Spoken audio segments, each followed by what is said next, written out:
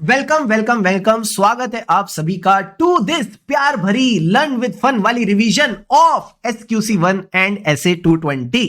Sir एक बात बताओ, सबसे पहले ये दोनों SQC1 और SA220 किसकी बात करते हैं? क्वालिटी की बात करते हैं। यानी आप जो भी अपनी इंगेजमेंट्स करोगे, अश्योरेंस इंगेजमेंट हो या नॉन अश्योरेंस इंगेजमेंट हो, एज अ फर्म तो आपने उसमें क्वालिटी रखनी है। सर फर्म लेवल पे कौन सा स्टैंडर्ड लगता है? ये लगता है स्टैंडर्ड ऑन क्वालिटी कंट्रोल, जो कहता है आप जितनी भी इंगेजमेंट करो, सारी इंगेजमेंट चाहे अश्योरेंस हो या नॉन अश्योरेंस, इसमें आपने क्वालिटी मेंटेन करनी है। बट सर हम तो ऑडिट पढ़ने आए हैं, ऑडिट के बारे में बताओ। तो ऑडिट के ऊपर लगता है SA220। क्या SA220 भी क्वालिटी की बात करता है? हाँ, ये बोलता है quality control for an audit of financial statement. तो जब भी आपका क्वेश्चन आएगा क्वालिटी कंट्रोल को लेके, तो हम क्या कोट करेंगे? सर कोशिश करेंगे दोनों ही कोट कराएं, SQC1 भी कोट कर दे, SA220 भी कोट कर दे। ठीक है सर।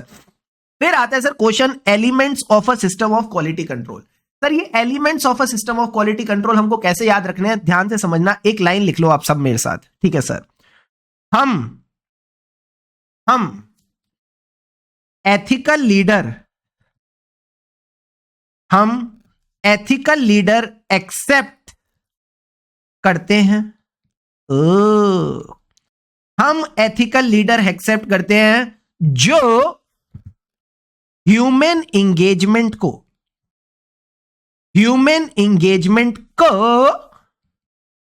मॉनिटर करे। सर ये आपने क्या बनाया? मैंने कहा एक ही लाइन में मैंने सिस्टम ऑफ क्वालिटी कंट्रोल के सारे पॉइंट्स कवर कर दिए। यानी जो हमारा SQC1 है वो कहता है आपके पास एक proper system of quality control होना चाहिए, जिसमें आपकी फर्म में जो भी काम होंगे वो as per proper policies and procedure होने चाहिए। सर ये पॉलिसीज एंड प्रोसीजर कौन कौन से एरियाज में होते हैं? इन सब एरियाज में होते हैं। तो जब मैंने बोला हम एथिकल लीडर एक्सेप्ट करते हैं, मतलब एथिकल रिक्वायरमेंट्स। लीडर का क्या मतलब है? Leadership responsibility for quality within the firm.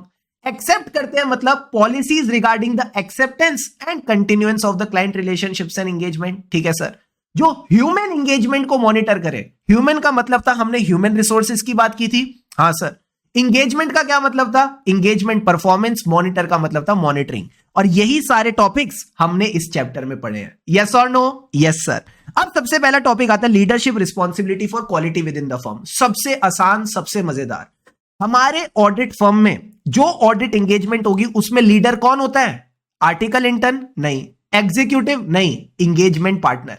जो एंगेजमेंट पार्टनर है वो अपनी हरकतों से और अपने मैसेजेस से, हरकतों का क्या मतलब होता है? Actions of the EP and the messages. अपने एक्शंस और मैसेजेस से इंश्योर करेगा प्रॉपर क्वालिटी हो। सबसे पहले बोलेगा क्या?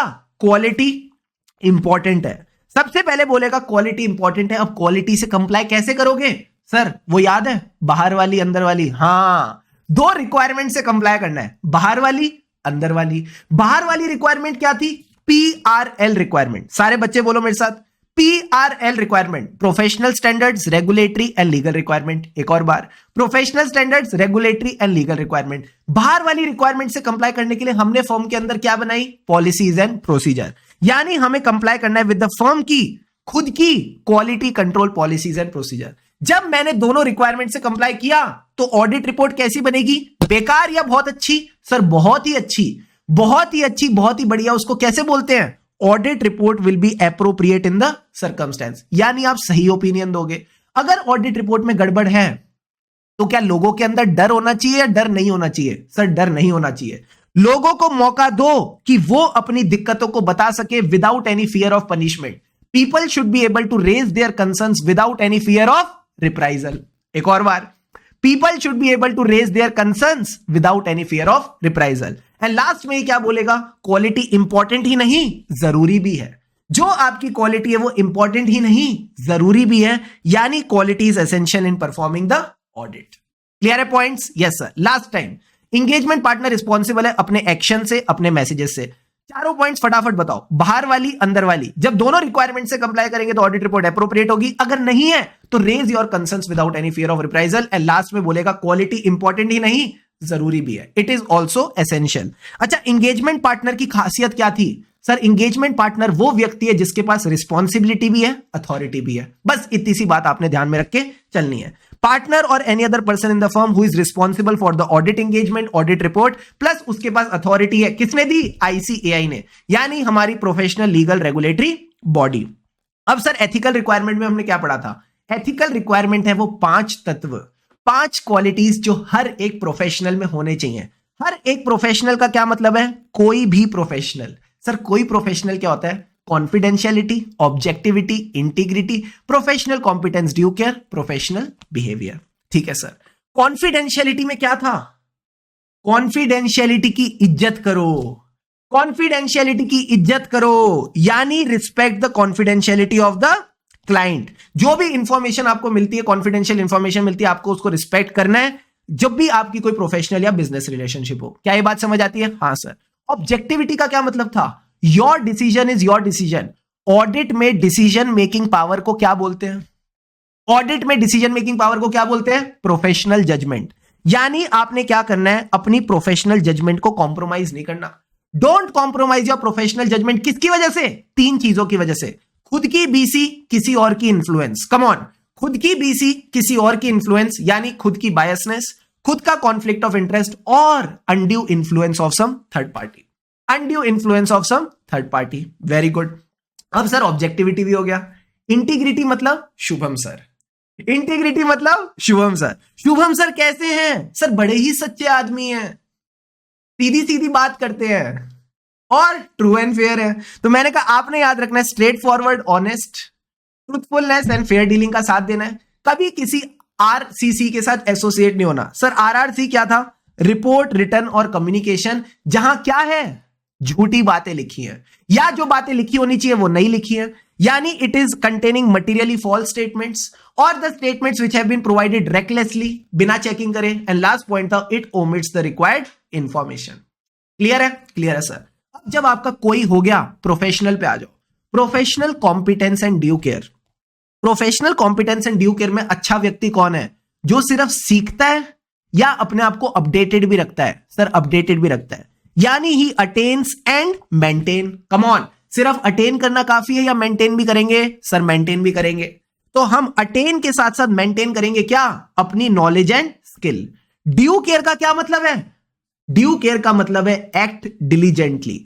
D for due care, D for diligently. आपने अपना काम सावधानी से करना है, सतर्कता से करना है। Act diligently as per the standards. जो भी आपके टेक्निकल प्रोफेशनल स्टैंडर्ड्स है उस हिसाब से आपने डिलीजेंटली काम करना है। अब जब ये सारी की सारी बातें हो गई, हाँ मोहन और सोहन का एग्जांपल लिया था, जो मेंटेन करता है वो आगे बढ़ता है। ठीक है सर। अब लास्ट में आ जाता है प्रोफेशनल बिहेवियर। प्रोफेशनल बिहेवियर में क्या था? प्रोफेशनल बिहेवियर में क्या था? एक चार्टर्ड अकाउंटेंट घूस लेता हुआ पकड़ा गया। नाम नहीं बताया चार्टर्ड अकाउंटेंट का, पर यह बोला गया चार्टर्ड अकाउंटेंट घूस लेता हुआ पकड़ा गया। यानी जब भी आप नॉन कंप्लायंस करोगे लॉज एंड रेगुलेशन की, प्रोफेशन की बदनामी होगी, यानी it will lead to what? Discredit the profession. आपने कोई ऐसी हरकत नहीं करनी, प्रोफेशनल बिहेवियर मेंटेन करना है। जो हमने क्वेश्चंस करे थे बैक क्वेश्चंस, उसमें कॉमनैलिटी क्या मिली थी? सर जब भी एक प्रोफेशनल इग्नोर करता है, जब भी एक प्रोफेशनल लेटर्स को इग्नोर करता है, तो इसमें प्रोफेशनल बिहेवियर आ जाता है। ठीक है सर। अब इंडिपेंडेंट रहना है। ये इंडिपेंडेंट सिर्फ माइंड से रहना है या दिखना भी इंडिपेंडेंट है? सर दोनों। आपको दोनों तरीके से इंडिपेंडेंट रहना है, सिर्फ माइंड से नहीं, अपीयरेंस में भी। माइंड का क्या मतलब है? It is a state of mind. ऐसा स्टेट ऑफ माइंड जहां पे आप कॉम्प्रोमाइज नहीं करोगे, जहां पे आप अपने ओपिनियन को अफेक्ट नहीं होने दोगे किसी भी इन्फ्लुएंस से। It is a state of mind that your mind will not be affected by the opinion.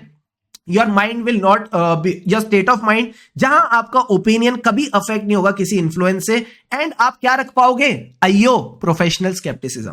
कहीं ना कहीं आप एक्ट कर पाओगे एज पर अयो प्रोफेशनल स्केप्टिसिज्म। सर ये अयो प्रोफेशनल स्केप्टिसिज्म क्या था? Integrity, objectivity, professional scepticism. जब मैं बोलता हूं अपीयरेंस, यहां किससे फर्क पड़ता है कि थर्ड पार्टी को कैसा दिख रहा है। जैसा थर्ड पार्टी को दिख रहा है वैसा ही है, यानी avoid any facts and circumstances. ऐसी कोई भी चीज अवॉइड करके लगो चलो जिससे कहीं थर्ड पार्टी को लगे कि आपका अयो प्रोफेशनल स्केप्टिसिज्म कॉम्प्रोमाइज हो चुका है। आपका अयो प्रोफेशनल स्केप्टिसिज्म कॉम्प्रोमाइज हो चुका है। गोवा ट्रिप का एग्जांपल दिया था, राइट? तो अगर एक ऑडिटर को गोवा की ट्रिप पे भेजा गया है क्या मैं बोलूं इंडिपेंडेंस इन अपीयरेंस मिसिंग है? हाँ sir, independence in appearance missing है। वेरी गुड, क्या प्यारे बच्चे हैं यार, मजा आ गया। तो अगर आप ये दोनों चीजें करोगे तो you can act with IO professional scepticism. Sir फिर हमने पढ़े थे थ्रेड्स, मैं सारे के सारे थ्रेड्स भूल गया, मैं सारे के सारे थ्रेड्स भूल गया। जल्दी से बताओ कौन सी ड्रिंक पीऊं? अब मैं कौन सी ड्रिंक के दो दो घूंट लगा लूं? पानी के तो मैं लगाऊंगा, कौन सी ड्रिंक के दो दो घूंट लगाऊं?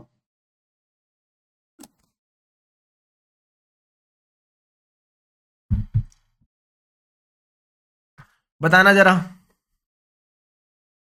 साफी, साफी पियो, ब्लड की इंप्योरिटीज हटाओ, ब्लड में जितने भी थ्रेड्स हैं उनको दूर भगाओ। सर साफी क्या है? Self interest thread, self review thread, advocacy thread, familiarity thread, intimidation thread. एक एक करके चलते, मजा आएगा। सबसे पहले आ जाओ सेल्फ इंटरेस्ट थ्रेड। कौन सा इंटरेस्ट है? Financial interest. कौन सा इंटरेस्ट है? Financial interest. सर ये फाइनेंशियल इंटरेस्ट के एग्जांपल बताओ। बड़ा इजी है, पहला एग्जांपल तो सबसे पहले दिमाग में आता है, डायरेक्ट और इनडायरेक्ट फाइनेंशियल इंटरेस्ट। अब एक ऑडिटर को क्लाइंट में कैसे फाइनेंशियल इंटरेस्ट होता है? फीस से। ये कहता है आपके दो फीस वाले पॉइंट याद रखना, एक तो undue dependence on the fees, जैसा हमने क्वेश्चन बैंक में देखा था 40% of the fees was coming from a single client. दूसरा पॉइंट क्या था? जैसा ओपिनियन दोगे वैसी फीस देंगे, उसको क्या कहते हैं? Contingent fees. तो आपने दो फीस वाले पॉइंट याद रखने, एक तो कंटिंजेंट फीस एंड दूसरा पॉइंट क्या था? Undue dependence on the fees. तो आपको कहीं ना कहीं डर है कहीं ये क्लाइंट चला ना जाए, fear of losing the client. ठीक है सर, अब हमारे 3 पॉइंट्स हो गए। और कैसे हम फाइनेंशियल रिलेशन रख सकते हैं? बिजनेस रिलेशन हो सकती है, क्लोज बिजनेस रिलेशनशिप हो सकती है। और लास्ट पॉइंट में मैंने आपको बताया था, मुझे क्लाइंट ने बोला कि मैं तेरे को ज्यादा सैलरी पे रख लूंगा, यानी there is a potential employment opportunity. तो ये भी आपका एक फाइनेंशियल फैक्टर हो सकता है। तो 5 फैक्टर एक बार फटाफट बताओ। Direct financial interest, indirect financial interest. Financial interest कैसे आता है? फीस से, 2 पॉइंट फीस के आ गए। Very good. फिर हमारा बिजनेस रिलेशन और एम्प्लॉयमेंट, यही 5 पॉइंट बस आप ध्यान में रख के चलो। फिर हमने डिस्कस किया सर सेल्फ रिव्यू थ्रेड। इसके नाम से ही इसकी डेफिनेशन है, आप रिव्यू कर रहे हो किसको? अपनी ही चीजों को। जो आपने पुराने ऑडिट एंगेजमेंट करे, पुराने नॉन ऑडिट एंगेजमेंट करे, उन्हीं के कंक्लूजन्स को आप रिव्यू कर रहे हो। क्या ये सही है? मैंने कहा नहीं। इसका दूसरा लेग क्या था डेफिनेशन का? और आपका जो ऑडिट टीम मेंबर है वो पहले क्लाइंट का क्या रह चुका है? छोटा इंप्लॉय या बड़ा इंप्लॉय? सर बड़ा इंप्लॉय। वो क्लाइंट का रह चुका है सीनियर इंप्लॉय या डायरेक्टर। अगर इन दोनों में से कोई केस है कि आप अपने पुराने काम को रिव्यू कर रहे हो या आपका कोई टीम मेंबर क्लाइंट का बड़ा इंप्लॉय रह चुका है, डायरेक्टर या सीनियर इंप्लॉय, तो फिर सेल्फ रिव्यू थ्रेड लगेगा। ठीक है सर। अब इसमें हमने नॉन ऑडिट सर्विसेज में वही सर्विसेज पढ़ी थी जो आप सेक्शन 144 ऑफ कंपनीज एक्ट 2013 में पढ़ते हो। ठीक है सर। इसके 2 एग्जांपल बताओ, जल्दी से बताओ 2 एग्जांपल। सर पहला एग्जांपल है कि आप एज अ ऑडिटर पहले कंपनी के बड़े इंप्लॉय रह चुके हो, यानी डायरेक्टर या सीनियर इंप्लॉय रह चुके हो। दूसरा एग्जांपल है एज अ ऑडिटर आपने ही सब्जेक्ट मैटर ऑफ एंगेजमेंट बनाया है? आपने एज अ ऑडिटर कंपनी का सब्जेक्ट मैटर ऑफ एंगेजमेंट बनाया है। सर सब्जेक्ट मैटर क्या होता है? Financial statement. जिसका आप ऑडिट करते हो उसी को तो सब्जेक्ट मैटर कहते हैं। हाँ सर, तो आप ही ने फाइनेंशियल स्टेटमेंट बनाया। You as a auditor have provided the services which are the subject matter of audit. अब सर एडवोकेसी थ्रेड क्या था? आप क्लाइंट को प्रमोट कर रहे हो, you are promoting the interest of the client इस कदर। सर इस कदर को अंग्रेजी में क्या कहते हैं? To a point. You are promoting the interest of the client to a point कि आपकी ऑब्जेक्टिविटी कॉम्प्रोमाइज हो गई है। आपकी ऑब्जेक्टिविटी कॉम्प्रोमाइज हो गई है, यानी अब आपका डिसीजन नहीं, क्लाइंट का डिसीजन लगता है। Your objectivity has been compromise. So when you are promoting or perceived to promote the client's interest to a point that your objectivity is compromised, कौन सा थ्रेट है? Advocacy threat. बस इसमें आपने 2 ही बातें ध्यान रखनी। प्रमोट मतलब promoter of the share, dealing in the shares. And दूसरा पॉइंट इज एडवोकेसी यानी एडवोकेट। आप क्लाइंट के लिए एडवोकेट बन गए in the litigations and dispute, यानी जो भी क्लाइंट के खिलाफ केसेस चल रहे हैं उसमें आपने एज ए एडवोकेट काम किया। ठीक है, ठीक है सर। फिर आता है सर फैमिलियरिटी थ्रेट। ये तो हमारा फेवरेट है, ये तो हमारा फेवरेट है सर। फैमिली मतलब रिश्ता। ये रिश्ता क्या कहलाता है? तो मुझे बताओ कौन कौन से रिश्ते बनते हैं जल्दी से चैट बॉक्स में। आज तो मार्केटिंग वाला क्वेश्चन किया था हमने प्रमोशन एडवोकेसी थ्रेट में। हाँ बिल्कुल सही बोल रहे हो। जल्दी से बताओ कौन कौन से रिश्ते बनते हैं। ये जीवन है, इस जीवन का यही है रिश्ते। बताओ मुझे रिश्ते जानने, रिश्ते। केजीएफ, केजीएफ का क्या मतलब है सर? खून का रिश्ता। फिर जी का क्या मतलब है? जल्दी से बताओ। जी का क्या मतलब है? गिफ्ट्स का रिश्ता। एफ का क्या मतलब है सर? फर्म का रिश्ता। Very good. खून का रिश्ता, फर्म का रिश्ता, गिफ्ट्स का रिश्ता, समय का रिश्ता। तो यही आपने रिश्ते ध्यान रखने हैं। एक तो आपका क्लोज रिलेटिव क्लाइंट में क्या है? डायरेक्टर है, सीनियर पोजीशन में है, ठीक है सर। फर्म का रिश्ता क्या था? जब आपका कोई सीनियर पार्टनर था, अब वो क्लाइंट का डायरेक्टर या ऑफिसर बन गया है, ठीक है सर। उसके बाद और कौन से रिश्ते थे? समय का रिश्ता, आपने क्लाइंट के साथ बहुत वक्त बिता लिया है तो अब आपका रिश्ता बन गया है। Very good. And last point था significant gifts and hospital.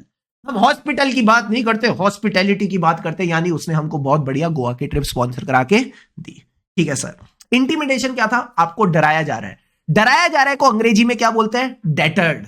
You are deterred from acting objectively. अब सर इसके 3 एग्जांपल बताओ। 2 थ्रेट्स, एक प्रेशर। 2 थ्रेट्स, एक प्रेशर। सर थ्रेट किसका? तुमको निकाल दूंगा, तुम्हारे खिलाफ केस कर दूंगा। कम ऑन, तुमको निकाल दूंगा, तुम्हारे खिलाफ केस कर दूंगा। बोलो ना मेरे साथ, तुमको निकाल दूंगा, तुम्हारे खिलाफ केस कर दूंगा। प्रेशर किस चीज का? फीस कम करो, काम कम करो, फीस कम करो, काम कम करो। बस आपने यही 3 चीजें ध्यान में रख के चलनी है, ठीक है। अब सर इसके सेफगार्ड जो है, क्या हमको यहां पे सेफगार्ड बताए हैं या उसकी गाइडेंस दी है? सिर्फ और सिर्फ गाइडेंस दी है। तो गाइडेंस क्या कहती है? Just go with the flow. पहले तो आप भूमिका बनाओ। सर भूमिका यानी हमको कहीं ना कहीं एक इंट्रोडक्शन बनाना पड़ेगा। क्वालिटी ऑफ ऑडिट के लिए ऑडिटर को इंडिपेंडेंट रहना जरूरी है। He should be and appear to be independent. Independent बनने के लिए क्या लगेगी? ताला या चाबी? सर चाबी। यानी हमको चाहिए की फंडामेंटल प्रिंसिपल। सर की फंडामेंटल प्रिंसिपल क्या है? अयो, professional scepticism, integrity, objectivity, professional scepticism. अब ये मेन बात कर रहा है, कह रहा है कोई भी काम एक्सेप्ट करने से पहले देखो कोई थ्रेट्स तो नहीं आपकी इंडिपेंडेंस पे। अगर थ्रेट्स है डोंट एक्सेप्ट, बट अगर आप सेफगार्ड लगा सकते हो तो सेफगार्ड लगाओ, to reduce, to eliminate it और reduce to an acceptable level. अगर आप एलिमिनेट नहीं कर पा रहे, रिड्यूस नहीं कर पा रहे, डोंट एक्सेप्ट द वर्क। यही क्वेश्चन मैंने आपको क्वेश्चन ऑफ द डे में दिया था। क्लियर है? क्लियर है सर। इस पे भी हमने बैक क्वेश्चन किया था। वो बैक क्वेश्चन में क्या था? वो बैक क्वेश्चन में क्या था सर? इस पे जो हमने बैक क्वेश्चन किया था उसमें ये था, एक अंकल जी थे, उनकी डेथ हो गई। अब उनकी डेथ होने के बाद कंपनी के शेयर्स किसके पास आए? ऑडिटर के पास आए। अब जब ऑडिटर के पास शेयर आ चुके हैं तो वो क्या करेक्टिव एक्शन लेगा? शेयर्स को बेच दो। आप कहीं ना कहीं मार्केट में शेयर्स को बेच दो। So you are safeguarding yourself. Clear है? क्लियर है सर। ये तो बड़ा अच्छा हो गया। अब आ जाओ इंडिपेंडेंस पे। सर इंडिपेंडेंस के बारे में आपका क्या ख्याल है? हमारा देश इंडिपेंडेंट हुआ 1947 में। कैसी कैसी बातें कर रहे हो सर? असली वाला बताओ ना। हमारा ऑडिटर कैसा हो? इंडिपेंडेंट हो। तो अगर एक फर्म चाहती है कि उसके जितने भी मेंबर्स हैं ये इंडिपेंडेंट रहे, क्या मेंबर्स को बताना पड़ेगा? हाँ सर। तो सबसे पहले कम्युनिकेट द इंडिपेंडेंस रिक्वायरमेंट। फिर देखो इंडिपेंडेंस के ऊपर कोई दिक्कतें तो नहीं आ रही, कोई थ्रेट्स तो नहीं आ रहे कोई रिलेशनशिप से, ठीक है सर। प्लस फिर देखो कोई ब्रीचेस तो नहीं है जिससे थ्रेट्स आ रहे हैं। अगर ऐसे थ्रेट्स हैं तो इन थ्रेट्स का क्या करोगे? पहली प्रायोरिटी एलिमिनेट देम, दूसरी प्रायोरिटी रिड्यूस देम। अगर एलिमिनेट और रिड्यूस नहीं कर पा रहे, डोंट एक्सेप्ट द एंगेजमेंट। फिर आपने एंगेजमेंट एक्सेप्ट नहीं करनी, और अगर एंगेजमेंट एक्सेप्ट कर चुके हो विड्रॉ करके पतली गली से निकल जाओ। तो ये कहता है आपने एक्शन लेना है टू एलिमिनेट, रिड्यूस और if considered appropriate withdraw from the engagement. यानी हम मान के चल रहे आपने एक्सेप्ट कर ली, एक्सेप्ट करने के बाद अगर कोई दिक्कत आ रही है तो विड्रॉ करके चले जाओ। फिर एक बेसिक बातें ध्यान रखनी है सर। बेसिक बातें क्या ध्यान रखनी है?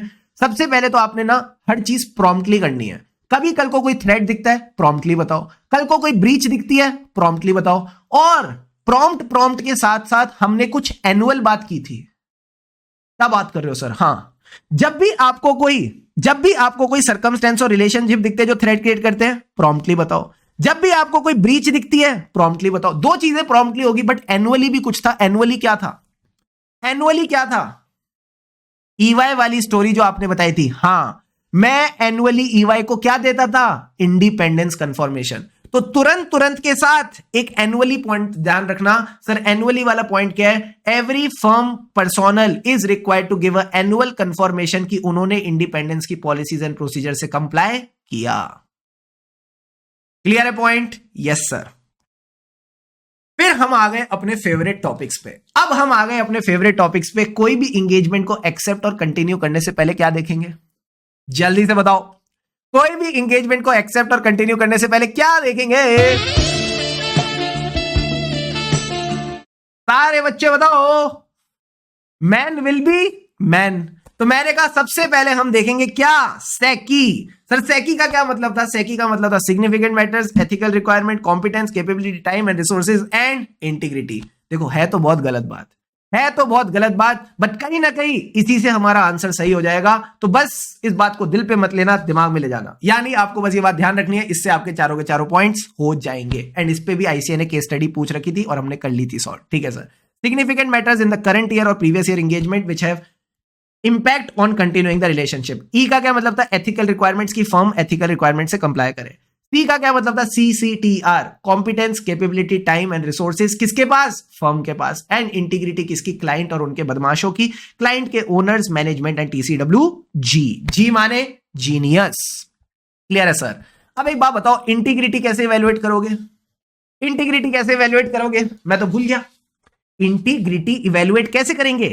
डारारी रारा हेरे रारी रारा। इसमें क्या था? Reputed Rahul, reputed Rahul proposed Anjali. Anjali को पता चला उसकी नेचर में बहुत दिक्कतें हैं। सर क्या क्या दिक्कतें हैं? राहुल में बहुत एटीट्यूड है, Rahul is a cheater, plus जब हार जाता है तो उसके बाल नोचता है, मतलब बड़ा ही अग्रेसिव लड़का है। एंड कभी कभी मनी लॉन्ड्रिंग भी करता है, कभी कभी मनी लॉन्ड्रिंग भी करता है। तो मुझे एक बात बताओ, इसकी नेचर कैसी है? इनएप्रोप्रिएट है, इसकी नेचर बड़ी ही इनएप्रोप्रिएट है। तो सारे पॉइंट्स एक बार फटाफट रिकॉल करेंगे। हाँ सर। रेप्यूटेड का क्या मतलब है? Reputation of the client, owners, management, TCWG। Proposed का क्या मतलब है? Reason for the proposed appointment of the firm and non reappointment of the previous firm. पुरानी वाली को रीअपॉइंट क्यों नहीं किया? कोई गड़बड़ है क्या? हाँ सर हो सकता है। फिर उसने उसकी नेचर देखी। नेचर का क्या मतलब था? Nature of the clients operation. अगर क्लाइंट चरस गांजे का धंधा करता है, क्या हम ये क्लाइंट एक्सेप्ट करेंगे? नहीं सर, बिल्कुल भी नहीं करेंगे। फिर उसके बाद एक बात बताओ, एटीट्यूड क्या था? एटीट्यूड किसको लेके?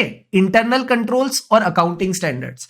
Attitude regarding the aggressive interpretation of internal controls and accounting standard. क्या ये अकाउंटिंग स्टैंडर्ड्स को प्रॉपर्ली कंप्लाई करने में बिलीव करते हैं? क्या इन्होंने एक अच्छा कंट्रोल एनवायरनमेंट बना रखा है? ये सब चीजें हम इनसे समझेंगे। उसके बाद क्या था सर? एटीट्यूड है, अग्रेसिव है। अग्रेसिव किसको लेके? फीस कम रखने के लिए। Aggressiveness in keeping the firm's fee as low as possible. And last point क्या था? Money laundering. क्या क्लाइंट मनी लॉन्ड्रिंग में बिलीव करता है या उसमें जुड़ा हुआ है? इस पे भी हमने बैक क्वेश्चन किया था। एंड लास्ट पॉइंट आ जाते हैं सर, क्या? Inappropriate, inappropriate limitation on the scope of work. ठीक है, ठीक है सर। यहां से हमने आज की क्लास शुरू की थी।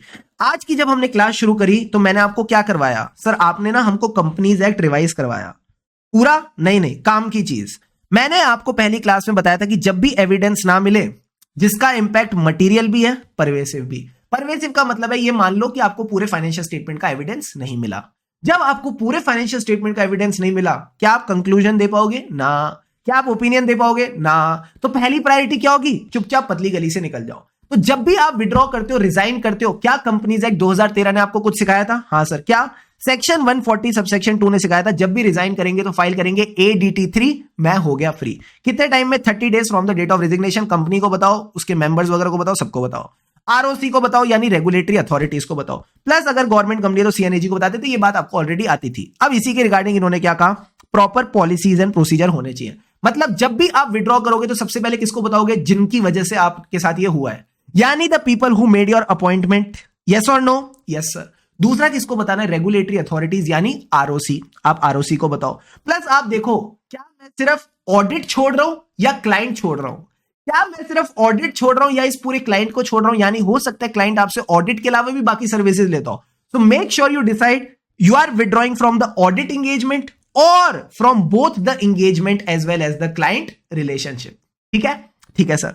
ह्यूमन रिसोर्स तो हमारा फेवरेट है, क्योंकि ये तो शुभम सर ने सिखाया ही नहीं, ये तो हम पहले से सीख के आए थे। स्टाफिंग का प्रोसेस आता है, हाँ सर, उसी के रिगार्डिंग पॉलिसीज एंड प्रोसीजर बनाने। और अच्छा मुझे बात बताओ, ह्यूमन रिसोर्सेज कैसे होंगे सर? कैसे होंगे मतलब एविडेंस की तरह होंगे, सफिशिएंट भी, एप्रोप्रिएट भी। यानी इनमें सफिशिएंट पर्सोनल होंगे, क्वांटिटी होगी। एप्रोप्रिएट का क्या मतलब था? कॉम्पिटेंस, कैपेबिलिटी एंड सलमान भाई। कॉम्पिटेंस, कैपेबिलिटी एंड सलमान भाई। सलमान भाई का क्या मतलब है? कमिटमेंट। कहीं ना कहीं यहां पे कमिटमेंट होनी चाहिए। अब ये जो पॉलिसीज एंड प्रोसीजर है बड़े सिंपल है। सबसे पहले तो आप उनको रिक्रूट करके उठा के ले आओ, फिर उनकी परफॉर्मेंस को इवेल्युएट करो कि ये कैसे हैं, क्या ये कॉम्पिटेंट है, क्या ये कैपेबल है? अगर है तो पैसे दे दो, प्रमोशन कर दो, कंपेंसेशन दे दो, प्रमोशन दे दो। जैसी प्रमोशन हो गई करियर डेवलप हो गया, जैसी प्रमोशन हो गई करियर डेवलप हो गया। क्या सारे के सारे पॉइंट्स हो गए? सर सारे के सारे पॉइंट्स हो गए। अब अगला पॉइंट आता है एंगेजमेंट परफॉर्मेंस। मुझे दिल पे हाथ रख के बताओ, इस रायते के हिसाब से चलेंगे या इंटरकनेक्शन के हिसाब से? इंटरकनेक्शन के हिसाब से। तो पहले इंटरकनेक्शन पे आ जाओ। हमारे ऑडिट में क्या होता है सर? ऊपर वाले लोग डायरेक्ट और सुपरवाइज करते हैं, नीचे वाले लोग परफॉर्म करते हैं। So direct, supervise and perform. अब जो मैं परफॉर्म करूंगा ऑडिट प्रोसीजर, उससे मुझे क्या मिलता है? Audit evidence. जो भी मैं परफॉर्म करूंगा क्या मुझे उसको डॉक्यूमेंट करना है? Yes sir. एंड हो सकता है काम करते करते मुझे दिक्कतें आए, तो मैं क्या करूंगा? With in the firm consultation लूंगा, सीनियर से कंसल्टेशन लूंगा, और हो सकता है एक्सटर्नली भी कंसल्टेशन लेनी पड़ जाए। तो आपने कहीं ना कहीं कंसल्टेशन लेनी है। अच्छा, कौन से मैटर्स पे कंसल्टेशन लेते थे? आसान चीजों पे या डिफिकल्ट चीजों पे? Difficult and contentious matters. जो हमारे डिफिकल्ट एंड कंटेंशियस मैटर्स होते थे उन पे हम कंसल्टेशन लेते थे। एंड लास्ट में जब इतनी मेहनत कर ली तो ऑडिट रिपोर्ट अच्छी बनेगी या बेकार? अच्छी। यानी लास्ट में बस आपने देखना है audit report is appropriate as per the circumstances, यानी आपकी ऑडिट रिपोर्ट में जो ओपिनियन है वो सही है। ठीक है, ठीक है सर। एक बार फटाफट सारे पॉइंट देख लें। हाँ sir, engagement partner will be responsible for the performance, क्योंकि इसी बंदे ने ऑडिट रिपोर्ट पे साइन करना है, ओपिनियन देना है। तो सबसे पहले direction, supervision and performance as per the PRL requirement. PRL मतलब पीआरएल क्या था? PRL professional standards, regulatory and legal requirement. दूसरी चीज जो आपने ध्यान रखनी है सर वो क्या? कि जब हम परफॉर्मेंस करेंगे तो क्या मिलेगा? Sufficient and appropriate evidence. तो एंगेजमेंट पार्टनर इंश्योर करेगा कि आपको सफिशिएंट एंड एप्रोप्रिएट एविडेंस मिला है। एविडेंस पे क्या निकालते हैं? कंक्लूजन। कंक्लूजन पे क्या निकालते हैं? ओपिनियन, जो ऑडिट रिपोर्ट में जाता है। थर्ड पॉइंट क्या है? इतनी मेहनत करिए, इसको डॉक्यूमेंट तो कर, ताकि कल को कोई रिव्यू करे तो पता तो रहे कि तुमने काम ठीक से किया है। तो नेक्स्ट पॉइंट क्या है? ऑडिट डॉक्यूमेंटेशन रिव्यू करेगा before the issue of audit report. दिक्कतें आई थी? हाँ। कंसल्टेशन वाली बात लिखी? नहीं, लिखो। Ensure appropriate consultations on difficult and contentious matter. Consultation कहां होगी? With in the team, with in the firm and outside the firm. जैसे जैसे लेनी है आप कंसल्टेशन ले सकते हो। लास्ट पॉइंट क्या आएगा सर? लास्ट पॉइंट क्या आएगा? Audit report appropriate in the circumstances, responsible to check that the audit report is appropriate in the circumstances. Awesome, awesome. अब सर इसके बाद हमने एक टॉपिक डिस्कस किया था, EQCR फॉर लिस्टेड एंटिटीज। ये क्या था? जल्दी से बताओ। EQCR फॉर लिस्टेड एंटिटीज क्या था? सर लिस्टेड एंटिटीज के केस में ना एंगेजमेंट पार्टनर को बड़ी टेंशन रहती है। ये बेचारा काफी घबराया जाता है कि मेरी ऑडिट रिपोर्ट गलत हो गई तो शेयर होल्डर्स को नुकसान हो जाएगा। हाँ सर, ये बेचारा बड़ा डरा रहता है। तो ये क्या चाहता है? ऑडिट रिपोर्ट इश्यू करने से पहले किसी सीनियर बंदे का सेकंड ओपिनियन ले ले। किसी सीनियर बंदे का सेकंड ओपिनियन ले ले कि मैंने जो ऑडिट किया है इसमें जितनी भी सिग्निफिकेंट चीजें हैं वो सही थी कि नहीं। तो इंगेजमेंट पार्टनर के पास 3 रिस्पॉन्सिबिलिटी आ जाती है जब भी ये लिस्टेड एंटिटी का ऑडिट करता है। क्या? पहले तो he will ensure EQCR is appointed. ये खुद अपॉइंट नहीं कर सकता, ये इंश्योर करेगा दैट पर्सन इज अपॉइंटेड। ठीक है सर। दूसरी चीज क्या थी? जब वो आया तो उसके साथ नॉर्मल बातें डिस्कस नहीं करेगा, सिग्निफिकेंट बातें डिस्कस करेगा, discuss the significant matter. And last में ये इंश्योर करेगा audit report is not signed, it is not dated, जब तक कि EQCR कंप्लीट ना हो जाए। तो बस आपने 3 बातें ध्यान रखनी है सर। क्या? सबसे पहले इंश्योर करेगा EQCR इज अपॉइंटेड, जब अपॉइंट हो गया तो उसके साथ significant matters. And last point क्या था? भूल गए? नहीं भूले। Audit report should not be dated, it should not be signed unless your EQCR is completed. Clear है पॉइंट? हाँ सर। ये सारी बातें हमको समझ में आ गई। अब मुझे एक बात बताओ, इसके बाद हमने एक पॉइंट और किया था। क्या? अगर कल को ऑडिट एंगेजमेंट में मतभेद हो जाती है सर, अगर कल को ऑडिट एंगेजमेंट में मतभेद हो जाती है, मतभेद का क्या मतलब है? Difference of opinion. इसका आंसर क्या लिखोगे? इसका आंसर क्या लिखोगे? जल्दी से बता दीजिए। What will be your answer to this? If there is a difference of opinion, how will you deal with it? सिर्फ 3 वर्ड का आंसर है, सिर्फ 3 वर्ड का। जल्दी से बताओ। Very good. Policies and procedure. Policies and procedure, यानी जैसा फर्म की पॉलिसीज एंड प्रोसीजर कहेंगी चुपचाप वैसे वैसे हम काम कर देंगे। मैं बताऊं ना, मैं आज पक्की बात है भगवान को बढ़िया वाला प्रसाद चढ़ा के आऊंगा सर। क्यों? इतने अच्छे स्टूडेंट्स दिए ना, मतलब मैं सच्ची बोल रहा हूं, दिल से आ रही है बात। I am very happy today, you people are amazing. ठीक है, तो ये कहता है सिग्निफिकेंट जजमेंट डिस्कस करेंगे। रिव्यू कितना होगा ये डिपेंड करता है कॉम्प्लेक्सिटी एंड रिस्क, ये बात आप बस रीड कर लेना। क्या रिव्यू करने से हमारी रिस्पॉन्सिबिलिटी कम हो जाती है एज ए एंगेजमेंट पार्टनर? मैंने कहा नहीं, कभी हमारी रिस्पॉन्सिबिलिटी कम नहीं होती। अगर आप एंगेजमेंट पार्टनर हो, आप साइन कर रहे हो, तो रिस्पॉन्सिबल आप ही हो। बस रिव्यू करने से गलत ओपिनियन की रिस्क कम हो जाती है। That's it sir. जब भी डिफरेंस ऑफ ओपिनियन होगा इन सब में, तो पॉलिसीज एंड प्रोसीजर के हिसाब से चलना है। अब तो भाई साहब मरियल बातें रह गई है, अब तो एकदम मरियल बातें रह गई हैं। सर जल्दी से बताओ, क्या मेरा ऑडिट कंप्लीट हो गया? सर कंप्लीट हो गया, पूरी डॉक्यूमेंटेशन मैंने बना ली है, क्या मेरे को इसको असेंबल करना है? हाँ। ऑडिट रिपोर्ट से पहले असेंबल करना है या उसके बाद भी असेंबल करूं चलेगा? कह रहे उसके बाद भी एक फोल्डर में असेंबल करो चलेगा। कितनी बाद? 60 दिन बाद। आप इनको 60 दिन तक असेंबल कर सकते हो, 60 days from the date of audit report. Sir ये ऑडिट का तो ठीक है, बाकी इंगेजमेंट के लिए कोई ऐसा 60 डेज दिया है? मैंने कहा नहीं, जो बाकी इंगेजमेंट्स हैं अदर केसेस, उसमें ऐसी कोई 60 डेज नहीं है, तो जैसा आपको अप्रोप्रिएट लगे वैसे आप कर सकते हो। Okay sir. जब आप इसको असेंबल कर रहे हो, मम्मी को बोला है चीज को ना संभाल के रखना, तो वो कॉन्फिडेंशियल तो रहेगी, इंटीग्रिटी भी रहेगी, यानी उसमें कुछ गलत नहीं होगा। बट एक बात बताओ, जब उस चीज की जरूरत पड़े तो क्या हम उसको एक्सेस कर सकते हैं? हाँ सर। तो ये 3-4 क्वालिटीज होनी चाहिए। It should be what? Confidential, it should be safe, it should have integrity, plus जरूरत पड़ने पे एक्सेसिबल हो, आप उसको रिट्रीव कर सको, रिस्टोर कर सको। ये बेसिक बात ध्यान रखनी है। ठीक है सर। फिर ये कहता है एंगेजमेंट डॉक्यूमेंटेशन किसकी प्रॉपर्टी है? आप बताओ, ऑडिट डॉक्यूमेंटेशन किसकी प्रॉपर्टी? ऑब्वियसली ऑडिटर की। बट अगर वो चाहे, he may at his discretion make some portions available to the other party. Sir एक बात बताओ, जब भी मैं ये अवेलेबल कर रहा हूं, मुझे 2 चीजों को किसका ध्यान रखना है? कल को कोई मेरे पे उंगली ना उठाए कि आपने काम ठीक से नहीं किया, यानी it should not undermine the validity of work perform. ठीक है, plus it should not affect your independence. Independence कैसे अफेक्ट हो रही थी? कॉन्फिडेंशियलिटी की वजह से। तो कहीं ना कहीं ये आपकी इंडिपेंडेंस को भी अफेक्ट ना करे। फिर एक बात बताओ सर, ये जो डॉक्यूमेंटेशन हमने 60 दिनों में कंपाइल करी है, इसका साथ कब तक देना है? 7 साल तक। 60 दिनों में जिसको आपने कंपाइल किया, उसको आपने 7 साल तक, कहीं ना कहीं 7 साल from the date of audit report, इस तक आपने रिटेन करके रखना है। ये 7 साल कब शुरू होंगे? ऑडिट रिपोर्ट से या ग्रुप ऑडिट रिपोर्ट से, अगर ग्रुप ऑडिट रिपोर्ट की डेट लेटर है। ठीक है सर।